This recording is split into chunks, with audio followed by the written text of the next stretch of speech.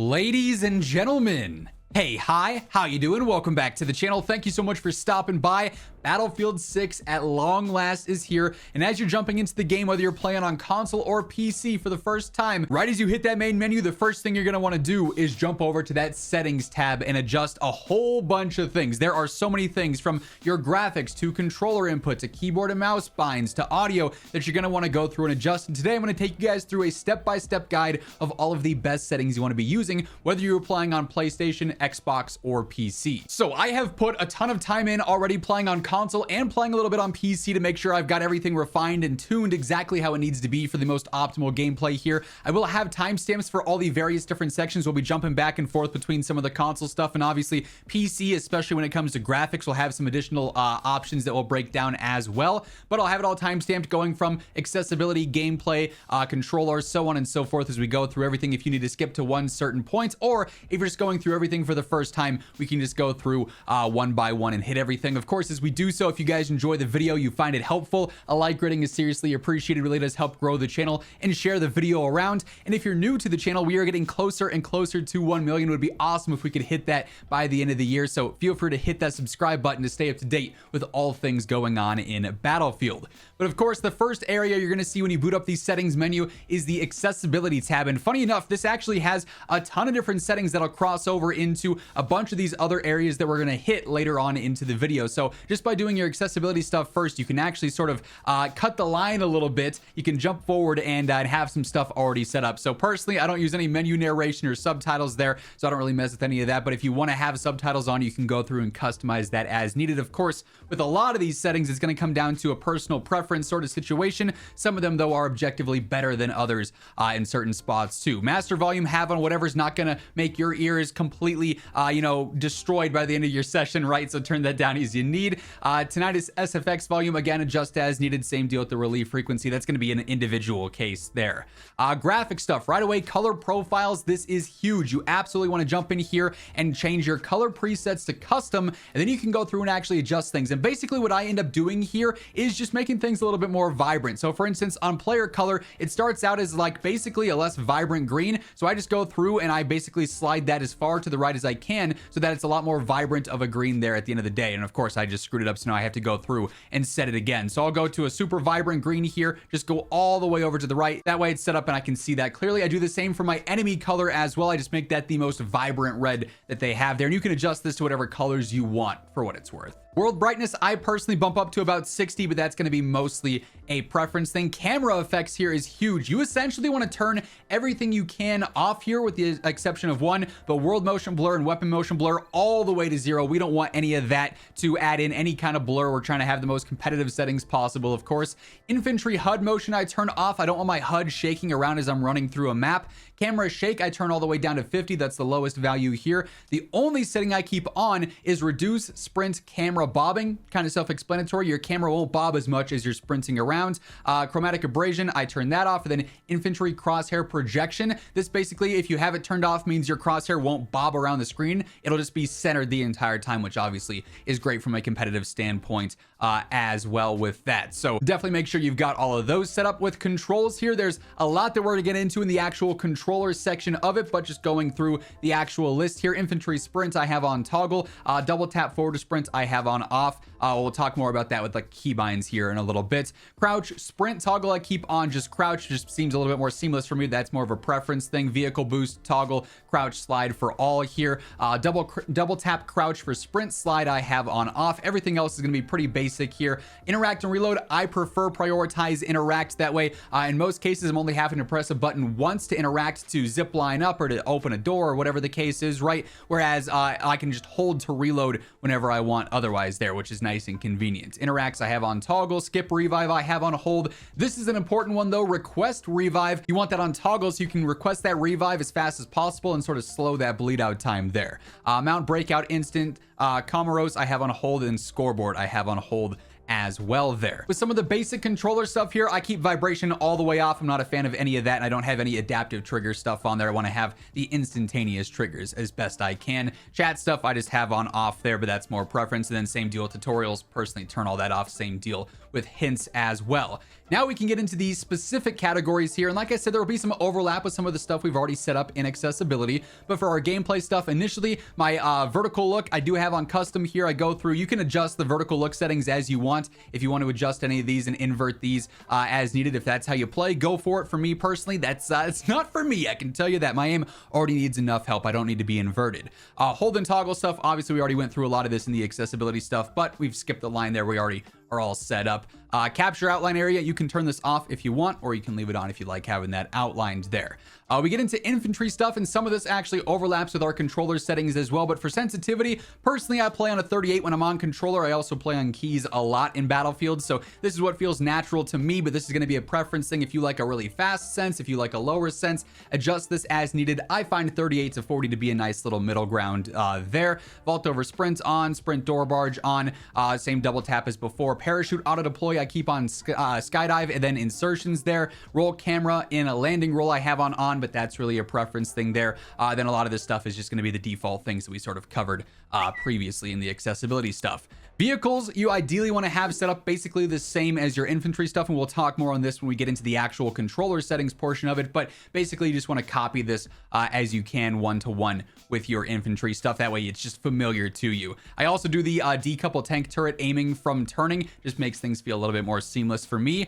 Aim assist here, very, very important as we're going through all of this. If you're playing on controller, to me, Battlefield 4 feels the most responsive, feels the most natural and smooth. I've tested out a few different ones here. This is also what I was running in the beta, and I sort of just carried that over, and I made sure it was consistent with what I was using before and how I felt before, and I can definitely say that's where I'm at with that. Up next, so you obviously can go through and adjust these one by one with soldier, vehicles, aircraft, so on and so forth. Some people like to play on alternative with some of this, like for instance my vehicles here. Others like just the default stuff. That's mostly going to be a preference thing. What's important though initially is your soldier stuff here. So if you go through and you edit these settings, this is where we have a lot of specific things we want to talk about. Now of course there are a lot of different categories between infantry, ground vehicles, transport, aircraft, so on and so forth. Essentially here you're going to want to go through, and if it doesn't do it automatically for you after you finish doing your infantry settings, go through and just make sure your ground vehicles, transport, every one of these other tabs is copied the same as your infantry settings that we go through here. That's going to be important there.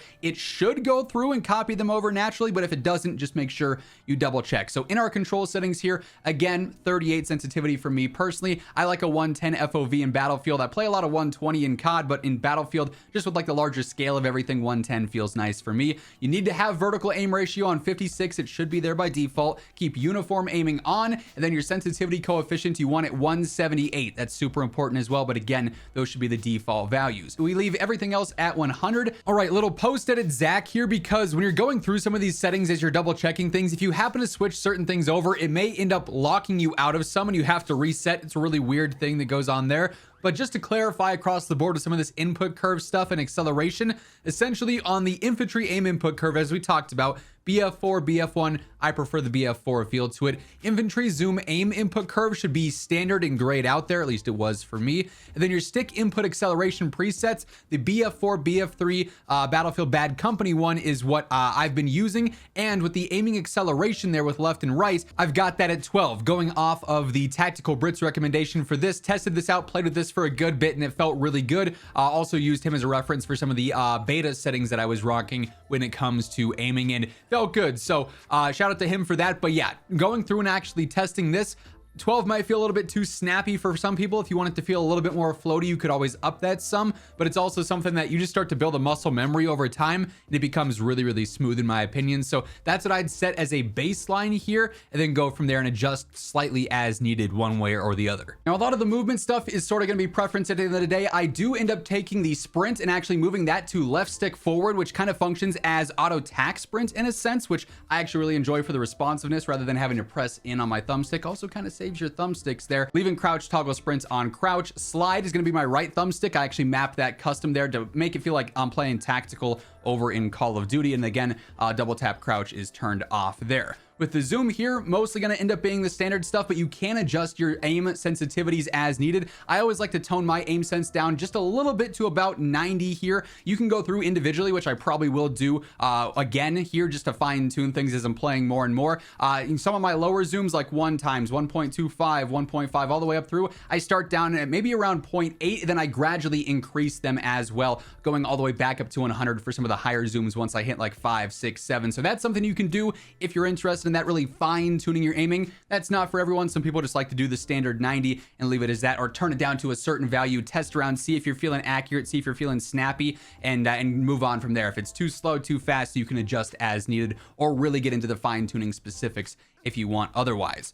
With the other stuff here, again, it's going to be largely overlap from what we talked about over in accessibility. Request revive being on toggle, the most important one there. I don't do anything with any motion sensor aim, so I just leave that as default. And personally, I'm not really taking much advantage of the flick look, but if you want to adjust this, you can use that setting as well, which is pretty interesting to have for controller. Now, the buttons and controls are going to end up being on custom here because I do some custom mapping. Really, a lot of this is going to be set as default, but I do, again, make sure that my sprinting is going to be forward on my left stick, so that it acts as auto tack sprint in a sense. Then I change my slide to right stick and my crouch to right stick. And then I change my melee to circle. There was a bug back in the beta where it would always make you melee and crouch at the same time. That's no longer a problem, which is huge. It'll actually function as tactical if you are coming over from Call of Duty with that. So that's huge. But if you want to do other binds, change things up, if you want your grenade to be something specific or your laser, whatever the case is, adjust these as needed. The main ones are going to be your crouching and your melees there. And then again, as mentioned, just make sure you go through with all your different settings here and make sure they are one-to-one with your infantry settings. Obviously, if you're really specifically looking to fine-tune your aircraft stuff or very individualized things like that, you can go through and bind certain things or adjust and fine-tune things, but that's for largely people who are looking to do those very niche adjustments. Overall, just the one-to-one uniform stuff there is going to make your life a lot easier. Also, make sure you go all the way down to controller tuning here and edit some of this stuff as well. Again, we turn off all the vibration, but your dead zones here are going to be very important to take note of too. So your center dead zone is going to be your general stick dead zone. This is going to be different for everyone. So you're going to have to test and see, turning this down to a certain value and then see if you still are picking up input there. If you are, you probably need to turn it up one more or so. So for instance, on this controller for me, it's going to be individualized. I have about a 4 for my left stick and I have an 8 for my right stick. That way I don't have too much stick drift there. The axial dead zone I keep it as 5 on each just to keep the uniform aiming, just feeling consistent horizontally to vertically. And then the max input threshold I keep on 60 on my left stick, meaning I only need 60% of the max input, or 60% of the input rather, to have the max input on my left stick. Just makes it so that I don't have to move it as much to get the max speed going forward or anything like that. And then I have it down to about 90 on the right stick, which is similar to what I use over in Call of Duty, so it just helps out with my aiming personally. And then my L2 and R2 buttons, my triggers here with the dead zones, I want to have the fastest actuation point possible, so I lower those down to 0 and the max input threshold at 5. Then we get into the keyboard and mouse settings here, and a lot of the stuff that we've covered here, for instance, is going to be like movement and things of that nature, is going to be crossover from some of the general gameplay settings and whatnot. Really, when it comes down to keyboard and mouse input, a lot of it's going to be based on your preference of higher or lower sensitivity, higher or lower DPI, custom keybinds for things like your equipment, your gadgets, whether you want to have sprint as something, crouch as something. So a lot of that's going to end up being customized there for you, not necessarily a global best here. Like for instance, sensitivity, adjust that as needed. Control mapping is going to be similar to what we were talking about over in some of our general movement things there, but adjust your sensitivities as needed. Again, make sure you're at 178 for that coefficient. Adjust your field of view. Your vertical mouse ratio should be at 100 there, unless you need to adjust things for your setup and your monitor in specific there. Then you can adjust the keybinds as needed if you need anything special for that. Same deal with the vehicle settings here, just going through and customizing things as needed, making sure it's uniform to what your basic stuff is there. I definitely need the hints on like the helicopters. I keep that stuff on. Granted, anyone on my team should not let me into a helicopter. Only bad things will happen. And if you want to leave mouse raw input on, you can have that there too. So a lot of this ends up being personal preference, but there are a few things that overlap with some of our gameplay and accessibility settings that are important there. Then we get into graphics, and this is where things are going to differ a lot whether you're playing on console or PC. Now, I will have time-stamped details for the differences there. A lot of this stuff will be uniform across the board, console and PC. PC just has some extra settings to take note of. On console, for instance, on PlayStation 5, you can go into performance mode, and the game honestly looks really good still, so I actually leave it in that. It runs smooth and it looks pretty, and I had a nice experience on that. Again, brightness up at 60, field of view 110 max, third-person vehicle field of view, wide on the weapon field of view. Motion blur and everything here turns completely off except for reduce sprint camera bobbing. We want to make sure we leave that on. With the HUD interface here, again, I turn off infantry HUD motion and vehicle HUD motion. Everything else I pretty much leave as default. And then in the advanced HUD settings, there's some more important things you want to take note of here. You can adjust the padding as you want. You can adjust some of these things preference based. I do like to keep the minimap size as large just so I can see more of the minimap. They're always important and nice to have. If you want to adjust the interior zoom, the rotation, feel free to do so. The opacity as well, you can mess with quite a few things here. But for the most part, I leave a lot of this as default. Once more, if you want to adjust the HUD, you can do so there too. I do turn off some of the action prompts and the vehicle control hints and whatnot with that. Then we've got our icon stuff. I leave the sensitivity and the icons as default, but in crosshairs and indicators, this is also pretty important here. So once more, we turn off infantry crosshair projection, just like over in the previous settings. What I do change here though is my headshot color. I leave as a bright green. I just like the look of that. It lets me know I'm getting headshots and I can confirm that. Then the kill color, I leave as bright red. Just makes me, well aware of what I'm doing in game with my hit markers. I'd recommend changing those to colors that do stand out, and you can adjust these other things as needed as well. If you want the infantry damage color, vehicle, so on and so forth, you can adjust the hit indicator size as well if you want. So feel free to change things there for what works well for you. But really, the main two, headshot and kill color, those are pretty important. Then the chat settings, that's just mostly dependent on what you want going on there. Now, here on PC, your graphics tab is obviously going to look a little bit different across the board, right? And so there's a few extra details we can go through here as opposed to console. A few more custom things you can change. Performance preset, you're ultimately probably going to want to have on custom because you're going to go through and adjust things as needed. Your graphics quality preset, again, you can probably go through and just have on custom unless you're going for something specific. Like I know in my rig with the 9950X 3D, the 5090, I'm going to be testing out a lot on ultra, maybe even give overkill a try just to see what it's like, see what the frame rates are like. But for the most part, you're just going to have this on custom because we're going to go through our graphics quality settings here. And ultimately, this is going to come down to your specific setup, your PC and your specs, because what I'm able to run here is probably going to be very different from what a lot of other people will run. No one's got the same two PCs for the most part. Everyone's got their own build. And so typically the way that you want to go for this is probably set a lot of things ultimately to around the medium to high area. This game is really well optimized for what it's worth from my play tests and going through and adjusting things. But for most builds, if you're looking for more frames, obviously you're probably going to want to stick around that medium, maybe cap things out at high. If you're looking for purely graphics quality, you'll be looking for, high, ultra, and above there. So most of the time I'm going either ultra or high on a lot of this stuff here.